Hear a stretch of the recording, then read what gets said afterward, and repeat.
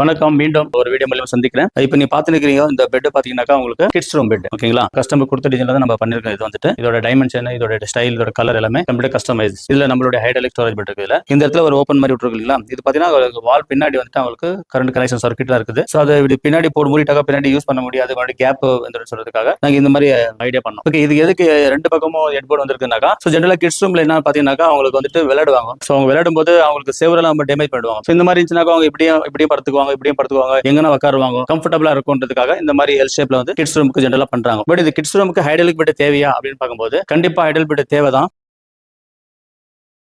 எதுக்கு ideal bed தேவைனாக்கா, குழந்தைங்க வந்துட்டு பாத்தீங்கன்னா நிறைய விளையாட்டு சாமான் நிறைய இருக்கும் அவங்கள்ட்ட. எவ்வளவுதான் ஸ்பேஸ் இருந்தா பத்தாது. இந்த மாதிரி ஐடியல் ஸ்டோரேஜ் இருந்துச்சுனாக்கா அந்த எல்லா ஐட்டம்ஸும் இதுல போட்டு மூடி வச்சிடலாம். ஸோ அதுக்காக ஹைட்ராலிக் பெட் உங்களுக்கு சொல்லியிருக்கிறேன். இப்போ இந்த காலகட்டத்தில் நிறைய பேர் வந்துட்டு இந்த மாதிரி பெட் லைக் பண்றாங்க. இதோட காரணம் சொல்லியிருக்கிறேன். ஸோ முதல் தடவை பார்க்க தந்தாக்கா லைக் பண்ணுங்க, ஷேர் பண்ணுங்க. உங்களுக்கும் இந்த மாதிரி தேவை இருந்துச்சுனாக்கா நம்மளை நீங்க கான்டாக்ட் பண்ணலாம். பாய்.